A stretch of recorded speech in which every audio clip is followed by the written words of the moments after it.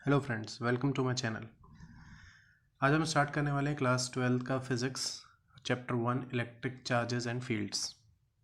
इसको स्टार्ट करने से पहले मैं आपको ये बता दूं कि ये जो सीरीज़ रहेगी फिज़िक्स की क्लास 12 के, ये प्योर एनसीईआरटी बेस्ड रहेगी। आपको हर वीडियो के नोट्स मिल जाएंगे, प्रिंटेड नोट्स, जो आप डिस्क्रिप्शन में देख सकते हैं। अब बात करते हैं chapter 1 electric charges and fields. तो सबसे पहले इसकी इंपॉर्टेंस क्या रहेगी आपके बोर्ड के एग्जाम्स में। अब जब वेटेज दिया जाता है चैप्टर वाइज, जो सीबीएसई देता है, वो वेटेज ईच चैप्टर वाइज नहीं होता है। जैसे for example chapter 1, chapter 2 and chapter 3, ये तीनों का वेटेज है 16, जो कि पहले 15 होता था, लेकिन क्योंकि अब 15th चैप्टर हट गया है सिलेबस से, तो इस साल 2019-20 में 1, 2, 3 चैप्टर का वेटेज था 16, जिसमें से पहले 2 चैप्टर जो हैं वो इलेक्ट्रोस्टैटिक्स के हैं। इलेक्ट्रोस्टैटिक्स, तो पहले 2 चैप्टर का वेटेज होता है 8 मार्क्स और तीसरे चैप्टर का वेटेज होता है 8 marks. Okay, so first 2 chapters approximately 8 marks के आएंगे, जिसमें हम आज डील करने वाले हैं। स्टार्ट करेंगे चैप्टर 1 से। ओके, तो इलेक्ट्रोस्टैटिक्स,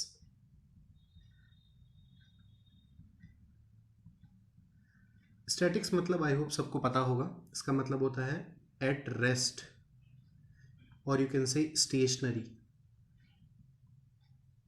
जो चीज़ रुकी हुई है, अपनी ही जगह पे है, टाइम के साथ उसकी पोजीशन चेंज नहीं हो रही है, उसे हम कहते हैं स्टेशनरी ऑब्जेक्ट।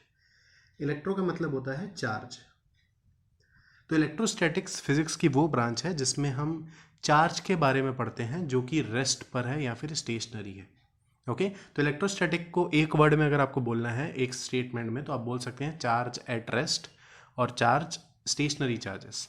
ओके, अब सबसे पहले इलेक्ट्रिक चार्ज, क्योंकि चैप्टर का नाम है और यहाँ पर भी चार्ज पहला वर्ड है, तो सबसे पहले हम चार्ज के बारे में पढ़ लेते हैं। अब ये चार्ज क्या होता है। कोई भी मैटर या फिर मेटल ले लो, न्यूट्रल होता है। तो फॉर एग्जांपल हमने एक मैटर लिया है जो कि न्यूट्रल है, जो कि एक पॉजिटिव चार्ज पार्टिकल के पास में रखा हुआ है। तो इस चार्ज पार्टिकल, इसको क्या बोलते हैं, या तो चार्ज्ड बोलते हैं या फिर बोलते हैं this particle is either electrified. या तो इसको चार्ज्ड ऑब्जेक्ट बोलेंगे या तो इलेक्ट्रीफाइड ऑब्जेक्ट बोलेंगे। और ये जिसमें कोई भी चार्ज नहीं है, ये न्यूट्रल है। तो अगर ये न्यूट्रल है तो क्या इसमें कोई भी पॉजिटिव कोई भी नेगेटिव चार्ज नहीं है, लेकिन वो इक्वल अमाउंट में है, इसलिए उन दोनों का इफेक्ट कैंसिल हो जाता है और वो न्यूट्रल हो जाते हैं। ठीक है ना। अब क्या हुआ, फॉर एग्जाम्पल ये न्यूट्रल ऑब्जेक्ट की जगह हमने क्या किया, हमने इसको कुछ चार्ज दे दिया। ओके, सो अब इसके पास पॉजिटिव चार्ज है, लेट अस सपोज। तो अब ये पॉजिटिव चार्ज इस पॉजिटिव चार्ज के पास में आ गया। तो अब क्या होगा, ये दोनों एक दूसरे को रिपेल करेंगे। या फिर अगर आप इस नेगेटिव चार्ज दे दो न्यूट्रल को, और अगर ये पॉजिटिव चार्ज के पास में रखा हुआ है, तो ये एक दूसरे को क्या करेंगे, अट्रैक्ट करेंगे। ओके, तो बेसिकली चार्ज को यहीं से हम डिफाइन कर सकते हैं। ये सिचुएशन अगर आपको याद है तो आप चार्ज की डेफिनेशन ईजिली रख सकते हैं। तो पहले वो मैटर न्यूट्रल था, हमने जैसे ही उसमें चार्ज दिया, तो अब वो इस पॉजिटिव चार्ज जो रखा हुआ है पहले से, उसकी वजह से इसमें अट्रैक्शन हो रहा है या फिर रिपल्शन फोर्स लग रहा है। तो charge is a property of matter. ये मैटर की ऐसी प्रॉपर्टी है जिसकी वजह से उस पर चार्ज लगता है जब भी वो किसी दूसरे चार्ज के पास रखा हुआ है, या फिर इलेक्ट्रिक फील्ड में है या फिर मैग्नेटिक फील्ड में है। ठीक है, सो चार्ज को हम डिफाइन कर सकते हैं, चार्ज इज अ प्रॉपर्टी और it is a physical property by virtue of which a matter experiences the force whenever it is kept in electric or magnetic field. So I hope आपको charge समझ आ गया होगा। Charge को denote करते हैं हम Q से, या फिर स्मॉल q भी लिख सकते हैं। ओके, इसकी SI यूनिट होती है कूलम, जिसको डिनोट करते हैं कैपिटल C से। ओके, और चार्ज एक स्केलर क्वांटिटी है। अब अभी मैंने आपको बताया कि चार्ज न्यूट्रल कैसे हो गया, ये बॉडी न्यूट्रल कैसे हो गई, क्या इसमें कोई चार्ज नहीं है, नहीं, इसमें चार्ज है, लेकिन वो इक्वल अमाउंट में है। तो पॉजिटिव और नेगेटिव जब इक्वल अमाउंट में मिलते हैं तो वो न्यूट्रलाइज हो जाते हैं। जैसे अगर मैं बोलूँ आपको सिंपल मैथमेटिकल एग्जांपल, +5 और -5 को जब एक साथ मिलाएंगे, ऐड करेंगे, तो वो 0 रिजल्ट देगा। इसी वजह से इनका नाम पॉजिटिव और नेगेटिव चार्ज रखा गया, तो हमारे पास केवल दो ही तरीके के चार्जेस होते हैं, एक पॉजिटिव चार्ज होता है, एक नेगेटिव चार्ज होता है। ये दो सजेशन, ये जो नाम का सजेशन है, ये बेंजामिन फ्रैंकलिन ने दिया था इसी कंसेप्ट पे बेस होके कि प्लस और नेगेटिव की सेम क्वांटिटी जब ऐड की जाएगी तो रिजल्ट न्यूट्रल होता है। तो हमारे पास दो तरीके के चार्जेस है, एक पॉजिटिव है और एक नेगेटिव है। तो अभी आपको स्क्रीन में इलेक्ट्रिक चार्ज की डेफिनेशन दिख रही होगी। Electric charge is a property of matter by virtue of which it experiences a force when placed in electric or magnetic field। एक और पॉइंट नोट करने वाली वो ये है कि like charges repel and unlike charges attract each other, जिसमें like charges means दोनों सेम चार्ज, अदर पॉजिटिव और you can keep negative also, दोनों चलेगा। अनलाइक मीन्स दोनों अपोजिट चार्जेस एक दूसरे को अट्रैक्ट करते हैं और लाइक चार्जेस एक दूसरे को रिपेल करते हैं। तक हमने बेसिक चार्ज के बारे में पढ़ा, लेकिन ये कैसे पता किया जाए कि कोई भी मैटर, कोई भी ऑब्जेक्ट अगर आपको दिया हुआ है तो वो चार्ज है कि नहीं है। तो किसी भी ऑब्जेक्ट को ये पता करने के लिए कि वो चार्ज है कि नहीं है, इसके लिए हमारे पास एक इंस्ट्रूमेंट है जिसे हम बोलते हैं गोल्ड लीफ इलेक्ट्रोस्कोप। जी हाँ, यही वर्ड आपके बुक्स में मिलेगा आपको, गोल्ड लीफ इलेक्ट्रोस्कोप, क्योंकि गोल्ड लीफ का यूज़ हुआ था उस इंस्ट्रूमेंट में। वैसे उसका नाम है इलेक्ट्रोस्कोप, जो आप घर में या अपने प्रैक्टिकल के लिए भी बना सकते हैं एल्यूमिनियम फॉइल का यूज़ करके। हमें कोई भी कंडक्टर चाहिए बेसिकली, ओके। तो ये इंस्ट्रूमेंट कुछ ऐसा दिखता है जिसमें एक मेटल रॉड होती है जो कि एक बॉक्स में अंदर जाएगी ऊपर वाले किसी सरफेस से, कुछ ऐसा, ओके। और यहाँ पर बेसिकली लीफ लगा था, मीन्स बोलते हैं दो गोल्ड प्लेट लगी हुई थी, ओके ना। अगर आपको पता करना है कि कोई भी एक मैटर आपको दिया हुआ है वो चार्ज है कि नहीं है, तो क्या करते हैं, वो मैटर को आप इसके कांटेक्ट में लाएंगे, ठीक है। तो क्योंकि ये एक कंडक्टर है, एक मेटल है, इसलिए जो चार्ज उसमें अगर होगा तो वो चार्ज, फॉर एग्जांपल एक ऑब्जेक्ट जो आप इससे कांटेक्ट में ला रहे हो उसमें प्लस चार्ज है, तो क्योंकि अब ये मेटल के कांटेक्ट में आया है तो ये पॉजिटिव चार्ज इस मेटल से फ्लो होता हुआ यहाँ पर आ जाएगा, और वो दो लीफ जो कि अगेन मेटल की बनी हुई है वो चार्ज उसमें भी फ्लो हो जाएगा।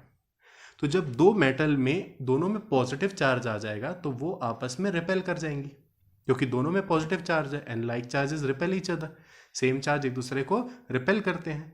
तो वो डिफ्लेक्शन से ये पता चलेगा कि ये ऑब्जेक्ट जो है ये चार्ज है कि नहीं है। अगर उनमें कोई डिफ्लेक्शन शो नहीं हो रहा है मीन्स उनमें चार्ज आया ही नहीं है, और अगर चार्ज नहीं आया मीन्स जो ऑब्जेक्ट से कनेक्ट किया गया है वो चार्ज नहीं है। मेरा क्वेश्चन ये है कि क्या हम ये बता सकते हैं कि अगर ये तो पता चल गया कि ये चार्ज है कि नहीं है, अगर हमें ये पता चल गया कि ये बॉडी चार्ज है तो क्या हम ये बता सकते हैं क्या कि ये पॉजिटिव चार्ज है कि नेगेटिव चार्ज है? नहीं। अगर आप चार्ज बॉडी लेके आ रहे हैं, चाहे वो पॉजिटिव हो चाहे वो नेगेटिव हो, एक तरीके का चार्ज ही वो गोल्ड लीफ में जाएगा, और क्योंकि सेम चार्ज है, चाहे वो पॉजिटिव हो चाहे वो नेगेटिव हो, तो वो रिपेल करेंगे ही करेंगे। ऐसा नहीं है कि पॉजिटिव और नेगेटिव में आपको अलग अलग रिजल्ट मिलेगा, दोनों ही केसेस में आपको सेम रिजल्ट मिलेगा। तो पहला इसका यूज़ ये है कि हम ये बता सकते हैं कि ये ऑब्जेक्ट, कोई भी ऑब्जेक्ट जो आपको दिया गया है वो चार्ज है कि नहीं है। दूसरा यूज़ इसका ये है कि अगर आपको दो चार्ज ऑब्जेक्ट दिए गए हैं, आपको ये पता करना है कि किसमें चार्ज ज़्यादा है। तो ये पता करने के लिए गोल्ड लीफ के डिफ्लेक्शन को देखना है। अगर डिफ्लेक्शन ज़्यादा होगा, डाइवर्जेंस ज़्यादा होगा, मीन्स जो ऑब्जेक्ट उससे टच किया गया है मेटल रॉड से उसमें ज़्यादा चार्ज था। तो बेसिकली आप इस गोल्ड लीफ इलेक्ट्रोस्कोप का यूज़ कर सकते हैं। ये गोल्ड लीफ, इसलिए नाम दिया गया था गोल्ड लीफ इलेक्ट्रोस्कोप, ओके ना।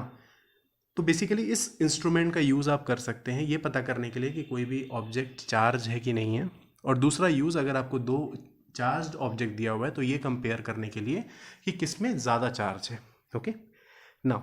अब बात कर ली हम लोग एक ऑब्जेक्ट जो कि चार्ज है या नहीं है, तो उससे पहले बात ये आती है कि किसी भी ऑब्जेक्ट को चार्ज कैसे किया जाए, क्योंकि हमें पता है एटम, किसी भी ऑब्जेक्ट एटम मिलके ही, एटम से ही मिलके बनता है, और atom as a whole neutral होता है, ओके।